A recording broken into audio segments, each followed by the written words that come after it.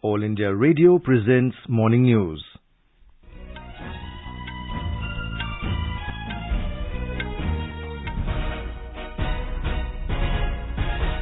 Good morning. I am VC Pramod and with me is Subhadra Ramachandran. The headlines.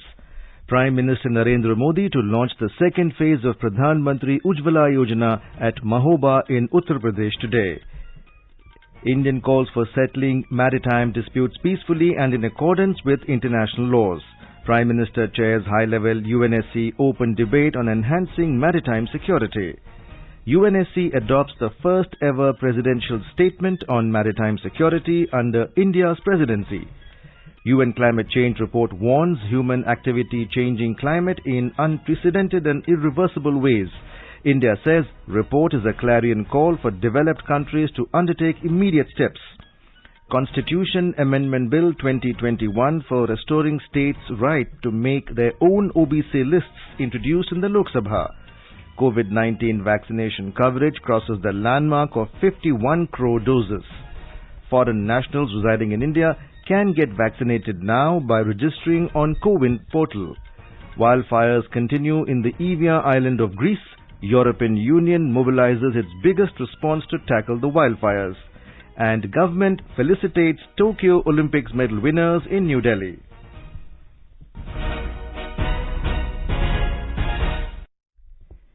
As the nationwide free COVID-19 vaccination campaign at government facilities for those above 18 years is going on, we advise our young listeners to get vaccinated and also help others to get vaccinated. We also advise our listeners not to lower their guard as COVID-19 remains a threat to our health. Please stay at home unless it is essential to go out and continue to follow these three simple steps. Wear a face mask, maintain 2 gaz ki duri for social distancing, focus on hand and face hygiene. For any COVID-related information and guidance, contact National Helpline numbers 011-2397-8046 and 1075. And now the news in detail. Prime Minister Narendra Modi will launch the second phase of Pradhan Mantri Ujjwala Yojana, Ujjwala 2.0, by handing over the LPG connections at Mahoba in Uttar Pradesh at 12:30 p.m. today through video conferencing. During the event, the Prime Minister will interact with beneficiaries of the Ujjwala and will also address the nation. Under Ujjwala 2.0, 1 crore LPG connections will be provided to those low-income families who could not be covered under the first phase of the scheme. Along with a deposit-free LPG connection, Ujjwala 2.0 will provide the first refill and hot plate stove free of cost to the beneficiaries. Also, the enrollment procedure will require minimum paperwork. In Ujjwala 2.0, migrants will not be required to submit ration cards or address proof. A self-declaration for both family declaration and as a proof of address will suffice. Ujjwala 2.0 will help in achieving the Prime Minister's vision of universal access to LPG. Union Petroleum and Natural Gas Minister Hardeep Singh Puri and the Chief Minister of Uttar Pradesh, Yogi Adityanath, will also be present on the occasion. Pradhan Mantri Ujjwala Yojana was launched by Prime Minister Narendra Modi on 1st May 2016 in Balia, a district in Purvanchal region of a state. Till date, more than 8 crore LPG connections have been provided to the beneficiaries under the scheme in country. This time, the land of Bundelkhand region will become witness of the launch of second part of Ujjwala, which aims to change the life of households, especially the women of the country. During the first phase of Ujjwala scheme, more than 1 crore 47 lakh gas connections have been made available to the poor families of the state. On this occasion, Union Petroleum and Natural Gas Minister Hardeep Singh Puri will also launch the compressed biogas plant being established in Muzaffarnagar district. Sushil Chandra Tiwari, AIR News, Lucknow. Prime Minister Narendra Modi has said that the oceans are part of our common heritage and the sea routes are the lifeline of international trade. Chairing a high-level United Nations Security Council open debate through video conferencing last evening, Mr. Modi said the seas are very important for the future of our planet. He expressed concern that the shared maritime heritage is facing many challenges as sea routes are being misused for piracy and terrorism and there are maritime disputes between many countries. He said climate change and natural disasters are also related to maritime domain. The Prime Minister put 5 basic principles at the open debate. He said the settlement of maritime disputes should be peaceful and on the basis of international law only. पहला सिद्धांत, हमें maritime trade में barriers हटाने चाहिए. हम सभी की समृद्धि maritime trade के सक्रिय फ्लो पर निर्भर है.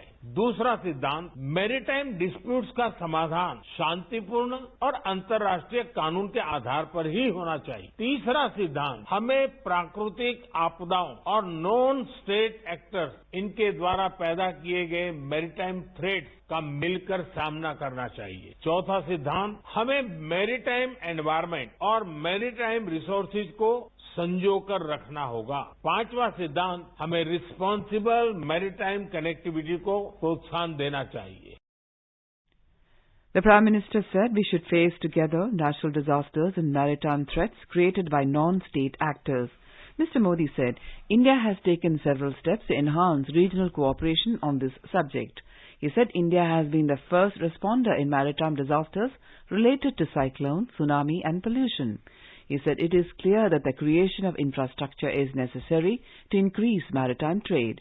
The open debate was titled Enhancing Maritime Security, a Case for International Cooperation, and it was focused on ways to effectively counter maritime crime and insecurity and strengthen coordination in the maritime domain.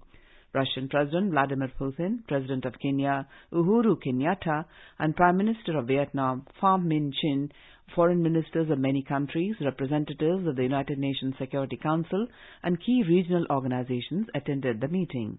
For the first time, an Indian Prime Minister presided over UN Security Council open debate.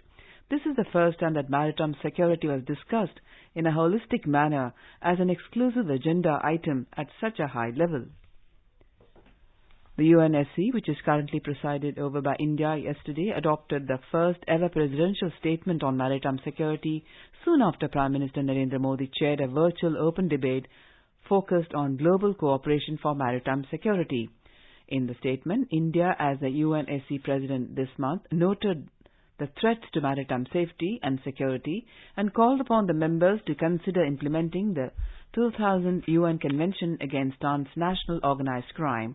The UNSC reaffirmed that international law, as reflected in the UN Convention on Law of Sea, UNCLOS, sets out the legal framework applicable to activities in the oceans, including countering illicit activities at sea.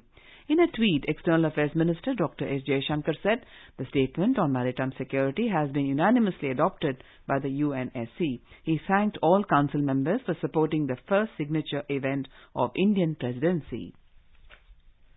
A major UN scientific report has warned that human activity is changing the climate in unprecedented and irreversible ways.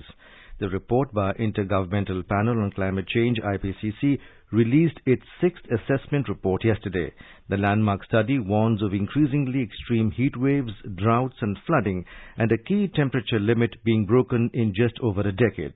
According to the report, Earth's average surface temperature is projected to hit 1.5 or 1.6 degrees Celsius above pre-industrial levels at around 2030, irrespective of the greenhouse gas emissions trajectory.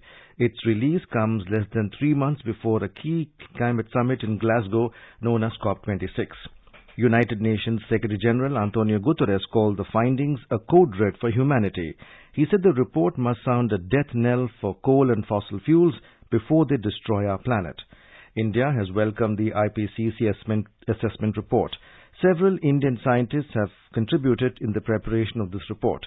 Environment Minister Bhupendra Yadav, in a series of tweets, said that the report is a clarion call for the developed countries to undertake immediate, deep emission cuts and decarbonization of the economies. India noted that the climate change is impacting the South Asian monsoons. India also noted that the rising temperature will lead to increased frequency and intensity of extreme events, including heat waves and heavy rainfall. The minister said, under the visionary leadership of Prime Minister Narendra Modi, India has taken numerous steps to tackle the global problem of climate change and is well on the path of decoupling its emissions from economic growth.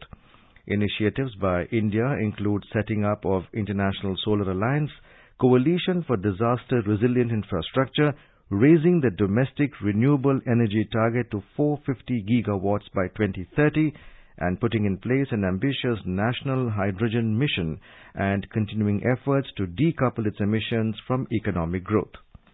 Environment Minister Bhupendra Yadav said developed countries have usurped far more than their fair share of the global carbon budget. Reaching net zero alone is not enough, as it is the cumulative emissions up to net zero that determine the temperature that is reached. He said the report vindicates India's position that historical cumulative emissions are the source of the climate crisis that the world faces today. Prime Minister Narendra Modi will address the Confederation of Indian Industry CII Annual Meeting 2021 tomorrow at 4:30 p.m. through video conferencing. The theme of the meeting is India at the rate 75, Government and Business Working Together for Atmanirbhar Bharat. The CII Annual Meeting 2021 will be held over 2 days on the 11th and 12th of August. Singapore's Deputy Prime Minister and Coordinating Minister for Economic Policies, Heng Swee Keat, will address as special international guest speaker. The event will also have the participation of many ministers, senior officials, academics and prominent representatives of the Indian industry. You are listening to the morning news on All India Radio. A reminder of the headlines before we move on. Prime Minister Narendra Modi to launch the second phase of Pradhan Mantri Ujjwala Yojana at Mahoba in Uttar Pradesh today. India calls for settling maritime disputes peacefully and in accordance with international laws. Prime Minister chairs high-level UNSC open debate on enhancing maritime security. UNSC adopts the first-ever presidential statement on maritime security under India's presidency. UN Climate Change Report warns human activity changing climate in unprecedented and irreversible ways. India says report is a clarion call for developed countries to undertake immediate steps. Constitution Amendment Bill 2021 for restoring states' right to make their own OBC list introduced in the Lok Sabha. COVID-19 vaccination coverage crosses the landmark of 51 crore doses. Foreign nationals residing in India can get vaccinated now by registering on CoWIN portal. Wildfires continue in the Evia island of Greece. European Union mobilizes its biggest response to tackle the wildfires. And government felicitates Tokyo Olympics medal winners in New Delhi. For quick news updates round the clock, follow us on our Twitter handle at AIR News Alerts. चलो मिलकर एक शुरुआत करें, चलो एक फैसला आज करें, मास्क नहीं तो टोकेंगे, कोरोना को रोकेंगे, चलो एक इरादा करते हैं, चलो कुछ वादा करते हैं, मास्क नहीं तो टोकेंगे, कोरोना को रोकेंगे. Welcome back to the morning news. The Lok Sabha is scheduled to take up for discussion today the Constitution 127th Amendment Bill 2021.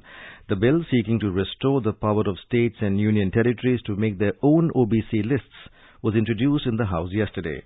Introducing the bill, Social Justice Minister Dr. Virendra Kumar said the Chief Ministers of opposition-ruled states have also made the demand for this legislation.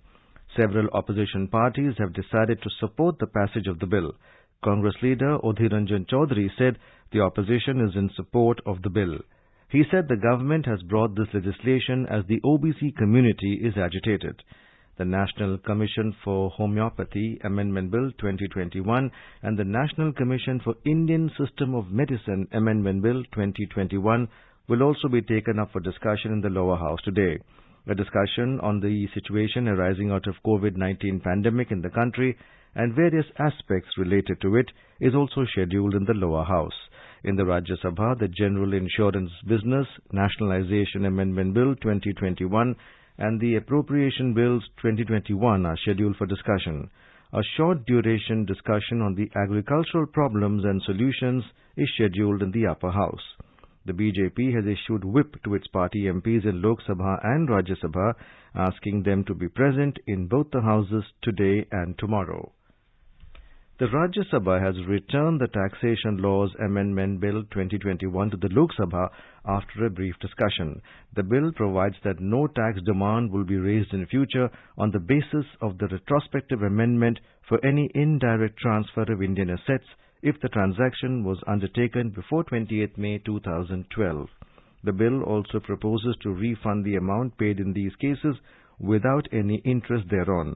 The bill seeks to amend the Income Tax Act of 1961 and the Finance Act of 2012. The Defense Ministry has clarified that it has not had any transaction with the Israeli cyber arms firm NSO Group Technologies, which has developed Pegasus spyware. This was stated by the Minister of State for Defense, Ajay Bhatt, in a written reply in the Rajya Sabha. Tamil Nadu Finance Minister PTR Palanivel Thiagarajan has said that the state has a debt of 5.7 lakh crore rupees. He released a white paper on the state finances in Chennai yesterday. Talking to reporters, the minister said huge revenue deficits and wrong policies in the state agencies like power generation and distribution firms have led to the huge debt burden. We have more from our Chennai correspondent. The position of the state finances has become the bone of contention between the ruling DMK that recently came to power and the opposition AIADMK that was ruling for over 10 years. The State Finance Minister Palanivel Thiagarajan said a major course correction is required to put the state finances back on a growth trajectory. He said the interest payments for the visible debt of the government and the public sector undertakings is about 295 crore rupees every day. He said the central government grant of about 2,577 crore rupees for the local bodies were lost due to failure to hold the elections in time. The state-run transport corporations suffer a loss of about 15 crore rupees and the electricity board 55 crore rupees every day. However, the opposition leader and former Chief Minister Edappadi Palaniswamy said the rise in public debt was mainly due to the freeze in the transport and power tariffs, keeping in mind the welfare of the poor. Jai Singh, AR News, Chennai. In a significant achievement, India's cumulative COVID-19 vaccination coverage has crossed the landmark of 51 crore doses. More than 49 lakh vaccine doses were administered yesterday. 5 states, namely Madhya Pradesh, Gujarat, Rajasthan, Maharashtra and Uttar Pradesh, have administered more than 1 crore cumulative doses of COVID-19 vaccine in the age group of 18 to 44 years. Andhra Pradesh, Assam, Chhattisgarh, Delhi, Haryana, Jharkhand, Kerala, Telangana, Himachal Pradesh, Odisha, Punjab, Uttarakhand and West Bengal have vaccinated more than 10 lakh beneficiaries of the 18 to 44 years age group for the first dose of COVID vaccine. In a landmark initiative to ensure safety from COVID-19, the Union Health Ministry has taken a decision to allow foreign nationals residing in India to get registered on CoWIN portal to take COVID-19 vaccine. They can use their passport as identity document for the purpose of registration on CoWIN portal. Once they are registered on this portal, they will get a slot for vaccination. A significant number of foreign nationals are living in India, especially in large metropolitan areas. In these areas, the potential for spread of COVID-19 is high due to higher population density. To counter any possibility of such occurrence, it is important to vaccinate all eligible persons. This initiative will ensure the safety of foreign nationals residing in India. It will also bring down the possibilities of further transfer of infection from unvaccinated persons residing in India. It will also ensure overall safety from further transmission of COVID-19 virus. Nagaland reported 81 new cases of COVID-19 and 60 recoveries yesterday. With this, the total number of cases in the state has now risen to 28,709, while total recovered cases have reached 25,906. The death toll related to COVID stands at 571, with no deaths reported yesterday. State's active cases now stands at 1,397. So far, a total of 7,92,872 doses of COVID-19 vaccine have been administered in the state. In Jammu and Kashmir, terrorists shot dead BJP Sarpanch and his wife in Anantnag town yesterday. Official sources said the terrorists barged inside the rented accommodation of the BJP Sarpanch Ghulam Rasool Dar at Lal Chowk in Anantnag town and fired indiscriminately upon him and his wife. Both Dar and his wife were critically wounded in the attack and shifted to Government Medical College in Anantnag, where doctors declared him brought dead. The couple were the residents of Redwani village in Kulgam district. Police and other security forces have cordoned off the entire area and have launched a massive manhunt to nab the assailants. Lieutenant Governor Manoj Sinha has strongly condemned the brutal terrorist attack. The nation is celebrating Azadi Ka Amrit Mahotsav to commemorate the 75th anniversary of India's independence.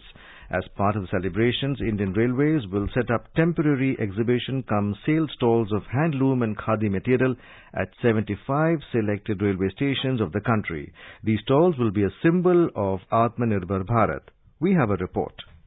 Marking 75 years of the country's independence, the Azadi Ka Amrit Mahotsav will be celebrated by Indian Railways from August 15 this year to Independence Day next year. Railways has selected 75 stations across the country where temporary stalls of handloom and khadi materials will be set up as a symbol of Atmanirbhar Bharat. Bilaspur and Raipur railway stations of Chhattisgarh are also among the selected stations where stalls will be set up. In order to promote the sale of handloom and khadi in the country, these stalls will be set up by the railways in coordination with Khadi and Village Industries Commission and a national and state handloom development corporations.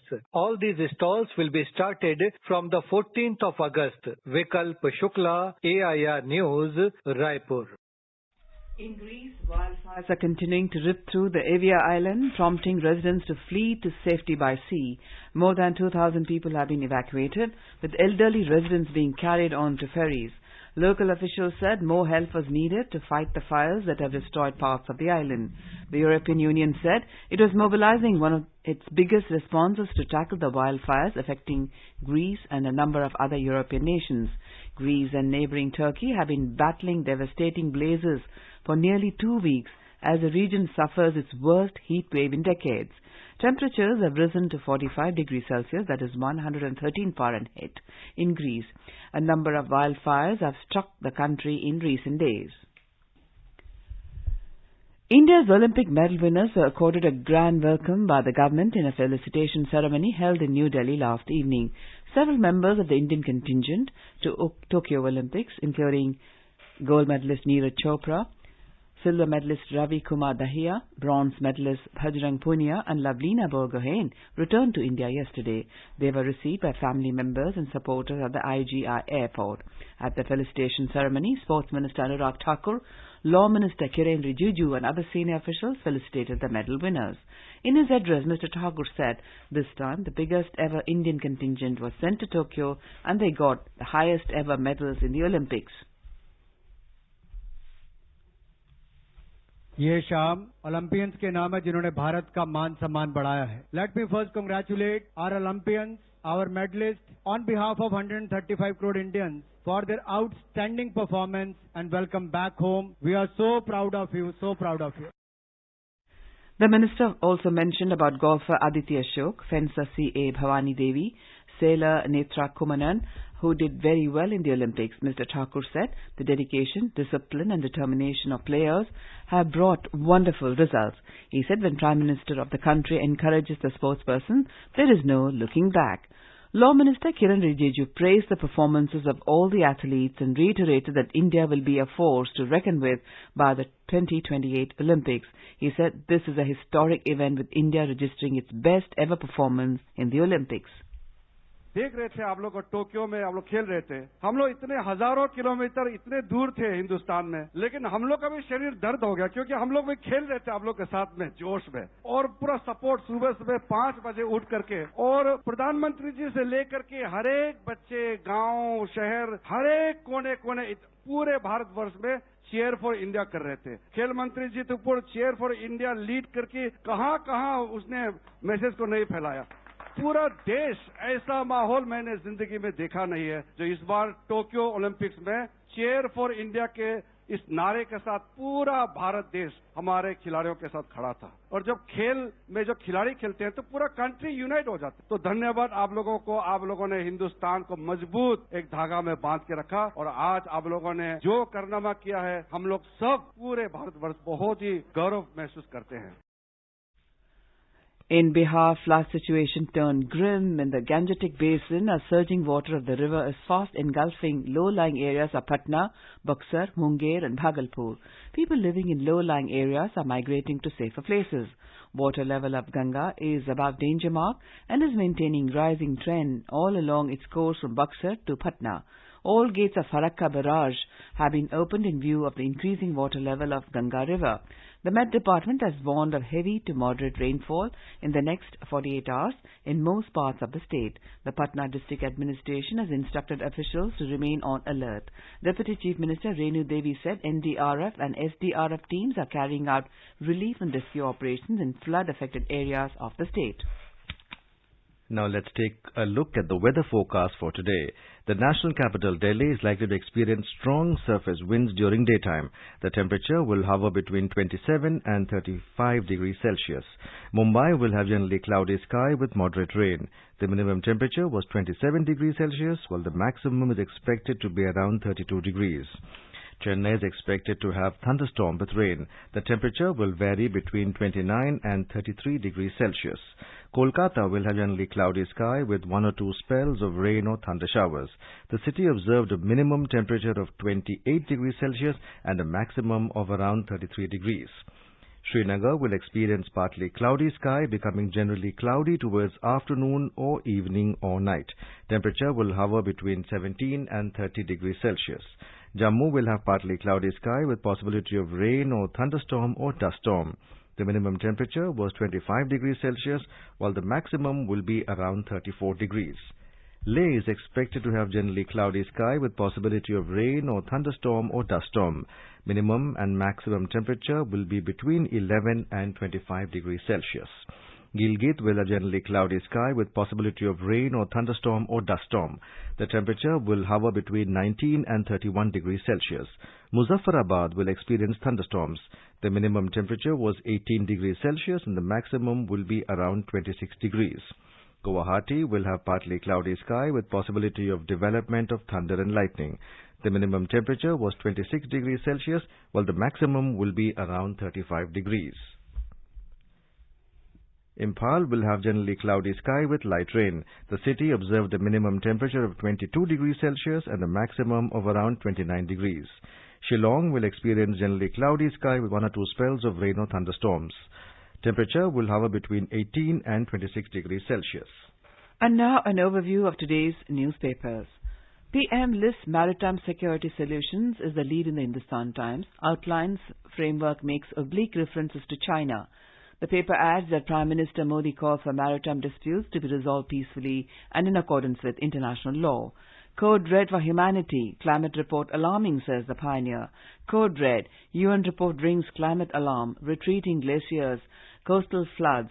More heat waves. Likely for India is a story on the front page of Hindustan Times. IPCC report forecasts a future of severe weather is a headline in the Hindu. Almost all the papers have on their front page pictures of the rousing welcome to the Olympic heroes at the IGA airport in Delhi with images of Neeraj Chopra, Lavlina Borgohain, Bajrang Punia and the women's hockey team splashed over its front pages. And finally, milkmen in Assam come to fund-starved schools rescue is a story in the Times of India, adding that 1,200 milkmen of a cooperative society offered to help the school tide over financial crisis. In some more news on the World Lion Day today, Prime Minister Narendra Modi conveyed greetings to all those passionate about lion conservation. In a tweet, Mr. Modi said it would make everyone happy that the last few years have seen a steady increase in India's lion population. And now, before we end the bulletin, the headlines once again. Prime Minister Narendra Modi to launch the second phase of Pradhan Mantri Ujjwala Yojana at Mahoba in Uttar Pradesh today. India calls for settling maritime disputes peacefully and in accordance with international laws. Prime Minister chairs high-level UNSC open debate on enhancing maritime security. UNSC adopts the first ever presidential statement on maritime security under India's presidency. UN Climate Change Report warns human activity changing climate in unprecedented and irreversible ways. India says report is a clarion call for developed countries to undertake immediate steps. Constitution Amendment Bill 2021 for restoring states' right to make their own OBC lists introduced in the Lok Sabha.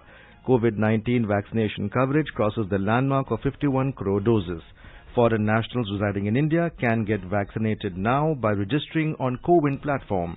Wildfires continue in the Evia island of Greece. European Union mobilizes its biggest response to tackle the wildfires. And government felicitates Tokyo Olympics medal winners in New Delhi. And with that, we end the morning news. Have a nice day.